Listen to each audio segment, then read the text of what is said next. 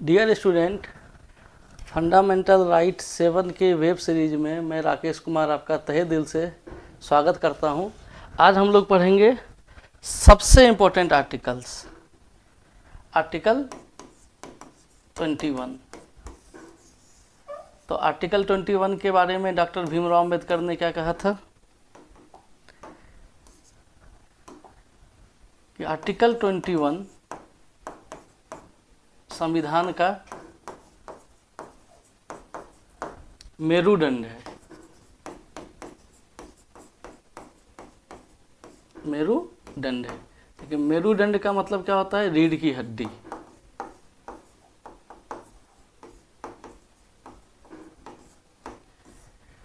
जैसे कि रीढ़ की हड्डी शरीर के लिए बहुत उपयोगी है, उसी तरीके से आर्टिकल 21 पूरे भारतीय संविधान के लिए सबसे महत्वपूर्ण आर्टिकल्स है। तो आखिर इसके अंदर लिखा क्या गया है? तो इसके अंदर लिखा गया है कि किसी भी व्यक्ति को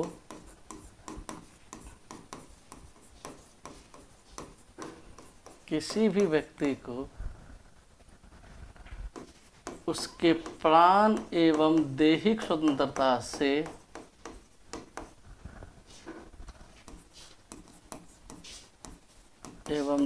स्वतंत्रता से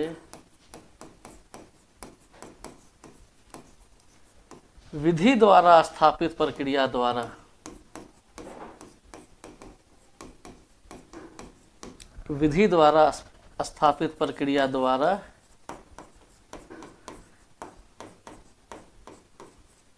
ही वंचित किया जा सकता है।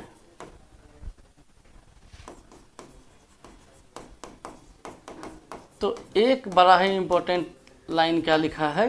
प्राण मतलब क्या? सांस खींचना।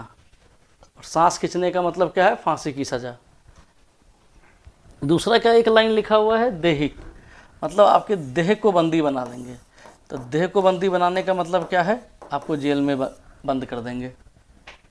तो ऐसा वो कब करेंगे? जब विधि द्वारा स्थापित प्रक्रिया। तो अब एक इम्पोर्टेंट एक और लाइन लाया कि विधि द्वारा स्थापित प्रक्रिया।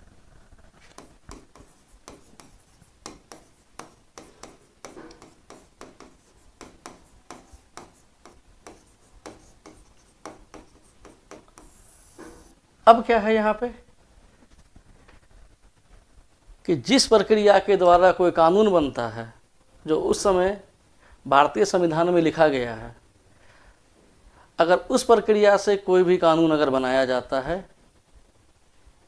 तो उस कानून के द्वारा ही किसी व्यक्ति को क्या दिया जाएगा? सजा दिया जा सकता है। अब जैसे कि 1950 में भारतीय संसद ने एक कानून बनाया था, निवारक निरोध कानून। क्या है? निवारक निरोध कानून। ये निवारक निरोध कानून क्या होता है कि जैसे किसी व्यक्ति पर यह शक हो कि वो ऐसी कोई घटना कर सकता है, भले वो घटना घटी नहीं हो, लेकिन पूरी संभावना है कि वो घटना उस व्यक्ति के द्वारा किया जा सकता है, तो उस व्यक्ति को क्या किया जाएगा? सीधे ही उठा के कहाँ भेज दिया जाएगा? जेल के अंदर। और उसके ऊपर 3 महीने तक,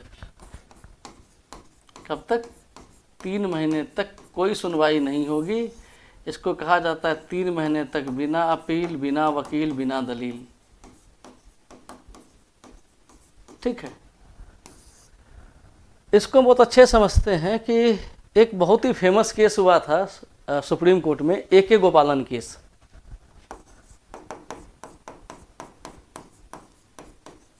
ए.के. गोपालन केस। ठीक है। तो ए.के. गोपालन कौन है भाई? तो सीपीआई के बड़े नेता हैं।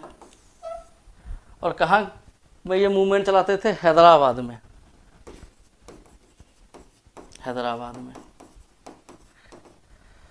तो 1946 से लेकर के 1948 तक इन्होंने अपना मूवमेंट किसके खिलाफ रखा? निजाम के खिलाफ। और 1948 से लेकर के 1951 तक इन्होंने अपना मूवमेंट कहाँ रखा? भारत सरकार के खिलाफ।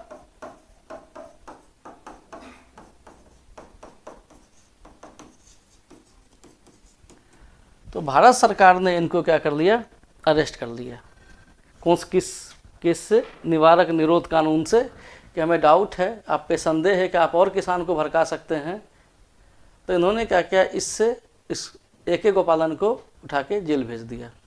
अब AK गोपालन पहुंचते कहाँ? Supreme court. सुप्रीम कोर्ट ने कहा कि जो निवारक निरोध कानून है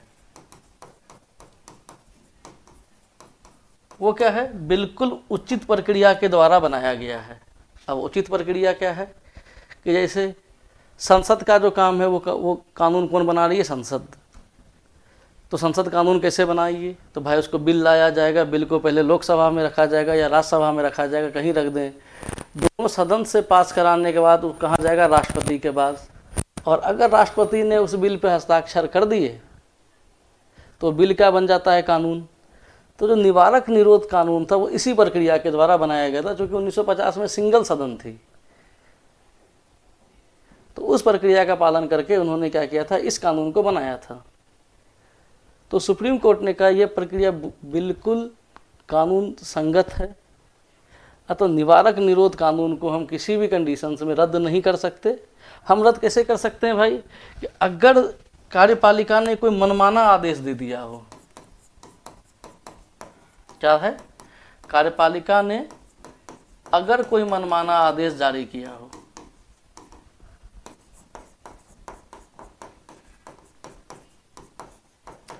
तब तो हम उसको रद्द कर सकते हैं। लेकिन विधि द्वारा स्थापित प्रक्रिया द्वारा बनाए गए किसी भी कानून को सर्वोच्च न्यायालय रद्द नहीं कर सकते। तो इस अतः आपको जो है बिल्कुल कानून संगत कहाँ रखा गया है? जेल के अंदर। लेकिन 1978 में एक केस होता है जो बहुत ही फेमस केस है, मेनका गांधी वाद।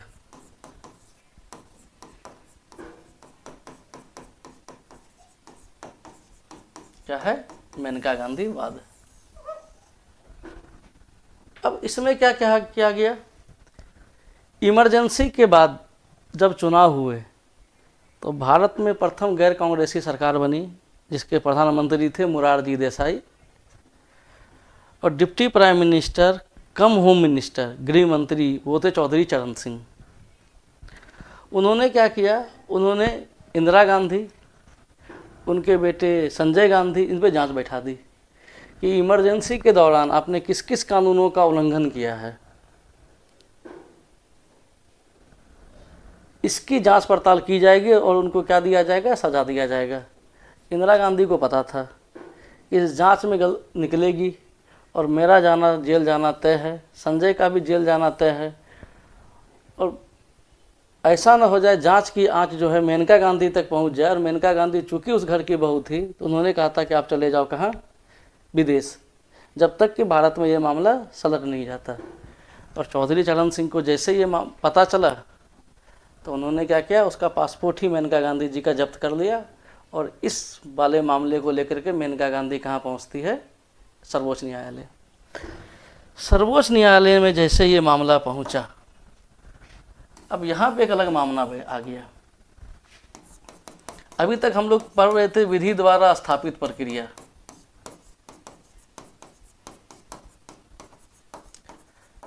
अच्छा, सुप्रीम कोर्ट ने इमरजेंसी के दौरान इंदिरा गांधी का बहुत साथ दिया, यहाँ तक कि जो आर्टिकल 20 और 21 है जो कभी सस्पेंड नहीं हो सकता, राष्ट्रपति ने क्या किया, उसको सस्पेंड किया। और सुप्रीम कोर्ट ने उसमें इनका साथ दिया, जबकि ये मामला पहुंचा था ADM जबलपुर का मामला सर्वोच्च न्यायालय में।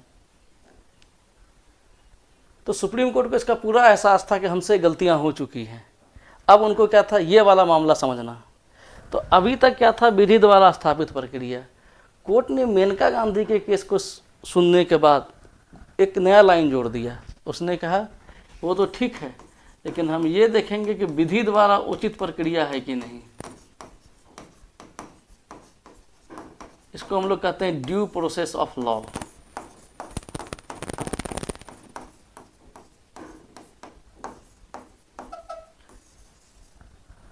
ऑनरेबल सुप्रीम कोर्ट ने कहा कि जो कानून बनता है उसका प्रोसीजर क्या है, वो चेक करने के बाद ये भी हम चेक करेंगे कि कानून जो है वो उचित है या अनुचित है।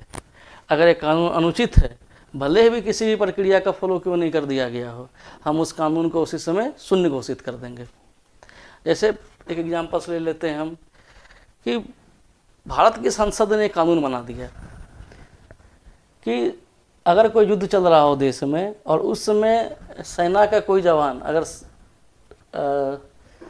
सेना छोड़ के जाता है तो उसकी सारी संपत्ति जब्त कर ली जाएगी। ये बिल्कुल विधि द्वारा स्थापित प्रक्रिया है, संसद ने उसको पारित भी कर दिया, राष्ट्रपति ने हस्ताक्षर भी कर दिए। अब कोर्ट क्या करेगी, उसकी उचित प्रक्रिया को चेक करेगी, तार्किक है कि नहीं है। अब ये हो सकता है कि उस सैनिक का जो ज़मीन है जो कि सेना से भागा है वो ज्वाइंट प्रॉपर्टी हो, उसकी पत्नी के भी नाम हो, तो आपने क्या किया, अगर उसकी पूरी संपत्ति अगर आप जब्त कर लेंगे तो उनकी बीवी कहाँ जाएगी। तो कोर्ट क्या करेगा, इस बात को बिल्कुल चेक करेगी कि क्या उचित प्रक्रिया का पालन किया गया है या नहीं। दूसरा, क्या यह कानून तार्किक है या नहीं। और मेनका गांधी केस ने क्या किया, AK गोपालन केस को पूरी तरीके से पलट दिया कि हम विधि द्वारा स्थापित प्रक्रिया पर कोई हस्तक्षेप नहीं करेंगे। हम हस्तक्षेप कब करेंगे, जब कार्यपालिका क्या करे, मनमानी करे। अब कोर्ट ने मेनका गांधी वाले केस में क्या कह दिया कि हम हस्तक्षेप करेंगे क्या, विधायिका द्वारा भी बनाए गए कानून का।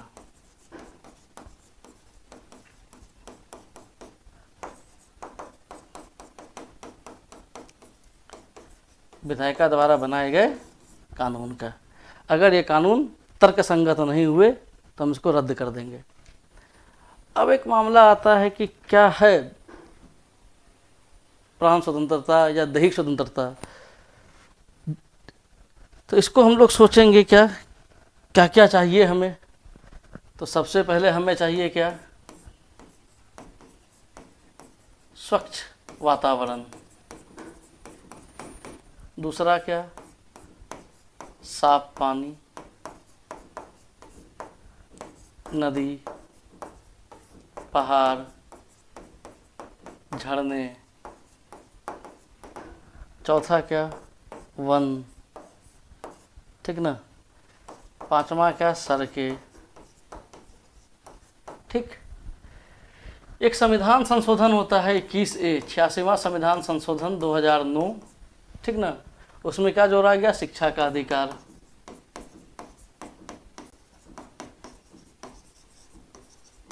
ठीक है। बाबा रामदेव के केस से क्या आ गया, आपका सोने का अधिकार। Right to sleep is a fundamental right. ये सुप्रीम कोर्ट ने बाबा रामदेव के केस में एक साबित किया था। ठीक है। आपने एक और आर्टिकल पढ़ा होगा 19(1) का ई, क्या है कि हम कहीं भी अबाध भ्रमण कर सकते हैं, मतलब देश के अंदर। लेकिन जो विदेश जाने का जो अधिकार है वो किस आर्टिकल से आता है, आपका आर्टिकल 21 से, विदेश जाने का अधिकार। तो याद रखिएगा, देश के अंदर घूमने का अधिकार आर्टिकल 19(1) में है और विदेश जाने का अधिकार क्या है, आर्टिकल 21 में है। इस दोनों में थोड़ा सा डिफरेंस समझ लीजिएगा। आबाद घूमने का मतलब ये ना कि विदेश भी चले गए, विदेश जाने के लिए कौन सा आर्टिकल चाहिए, आर्टिकल 21। ठीक है। ये सारे आपके आर्टिकल हैं और जो भी आप सोच सकते हैं वो सारे क्या हैं, आपके आर्टिकल 21 के अंदर हैं। उसके बाद कोर्ट ने एक लाइन और बोला, क्या कि 21 को चेक करते करते हम दो और आर्टिकल को चेक करेंगे, आर्टिकल 19 और आर्टिकल 14। इस 14, 19 और 21 इस आर्टिकल को कहा जाता है गोल्डन ट्रिपलेट।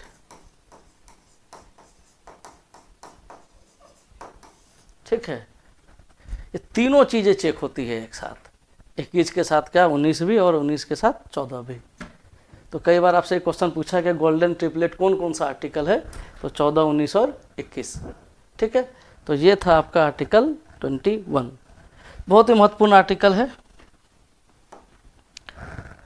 उसके बाद है आपका अनुच्छेद 22।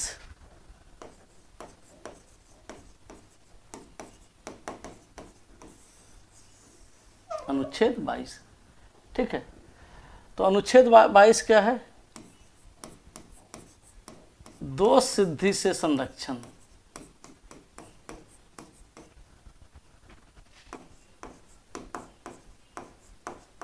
दोष सिद्धि से आपका संरक्षण।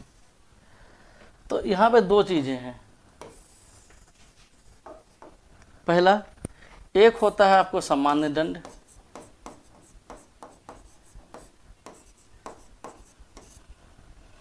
दूसरा होता है निवारक निरोध, जो अभी आप लोग आर्टिकल 21 में भी समझ रहे थे। अगर आपको सामान्य दंड के तहत आपको अगर गिरफ्तारी होती है तो सबसे पहले जो गिरफ्तार करेगा वो व्यक्ति अपना क्या बताएगा, अपना नाम, अपना पद। व्यक्ति क्या बताएगा, अपना नाम और पद। ठीक है, ये जो मामला है वो डीके बसु वाले केस मामले से आया है कि कोई भी व्यक्ति को जब आप गिरफ्तार करें तो गिरफ्तार करने वाला व्यक्ति अपना नाम बताएगा और अपना पद बताएगा। ठीक है। दूसरा, उस व्यक्ति को गिरफ्तारी का कारण बताएगा कि उसको गिरफ्तार क्यों किया जा रहा है। ठीक है। तीसरा, उस व्यक्ति को अपना वकील करने का पूरा अधिकार होगा।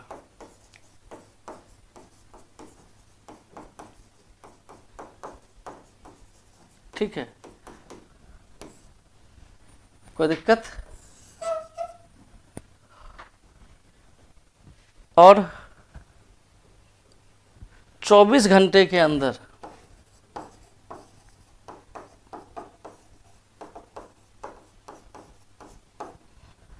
उसको किसी मजिस्ट्रेट द्वारा, किसी मजिस्ट्रेट के पास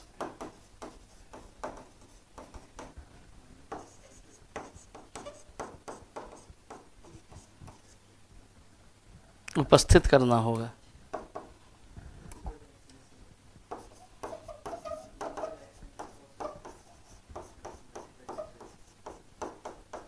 ठीक है, कितने के अंदर? 24 घंटे के अंदर उसको क्या करना होगा, किसी भी मजिस्ट्रेट के सामने उपस्थित करना होगा। बट इस 24 घंटे में एक चीज़ नहीं होगा, आने और जाने का समय निर्धारित नहीं होगा। ठीक है, ये है आपको समान दंड। अगर आप हैं तो आपको ये सारे संरक्षण आपको मिलेंगे। अगर आप निवारक निरोध से अगर आप पकड़े गए तो 3 महीने तक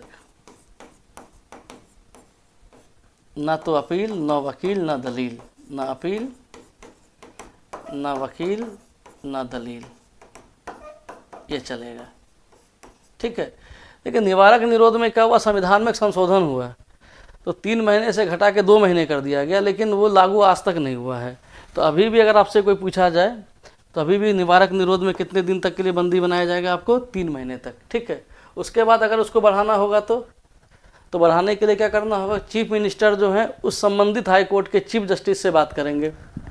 ठीक है ना, कि इस व्यक्ति का निवारक निरोध बढ़ाना क्यों जरूरी है। फिर चीफ जस्टिस क्या करेंगे, एक 3 सदस्यीय कमेटी बनाएंगे। ठीक है। लेकिन उस 3 सदस्यीय कमेटी में चीफ जस्टिस नहीं रहेंगे, उस संबंधित हाई कोर्ट का कोई एक जज होंगे, ये याद रखिएगा। एक सिटिंग जज होंगे जो वर्तमान में हैं और 2 रिटायर्ड जज होंगे। और इस 3 व्यक्ति के रिकमेंडेशन पर ही निवारक निरोध फिर आप उसको अगले 3 महीने के लिए फिर आप बढ़ा सकते हैं। ठीक ना, इस व्यक्ति को निवारक निरोध से इसको इतने दिन के लिए बंद किया जाए। तो पहला 3 महीने के लिए करेंगे, उसके बाद फिर अगले 3 महीने के लिए बढ़ाना हो तो ये प्रक्रिया आपको फिर से क्या करना होगा, आपको लागू करना होगा। ठीक है।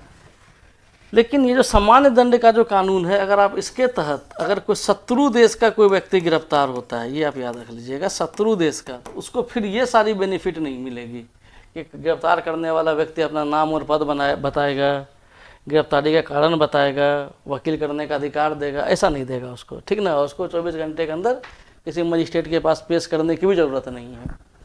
ठीक ना, अगर वो किसके तहत गिरफ्तार किया है, किसी शत्रु देश के किसी व्यक्ति को अगर किसी पुलिस फोर्स ने या किसी एजेंसी ने गिरफ्तार किया है तो उस पर ये लागू नहीं होता है। ठीक, तो कल हम लोग एक नया आर्टिकल्स पढ़ेंगे, शोषण के विरुद्ध अधिकार। बहुत छोटा सा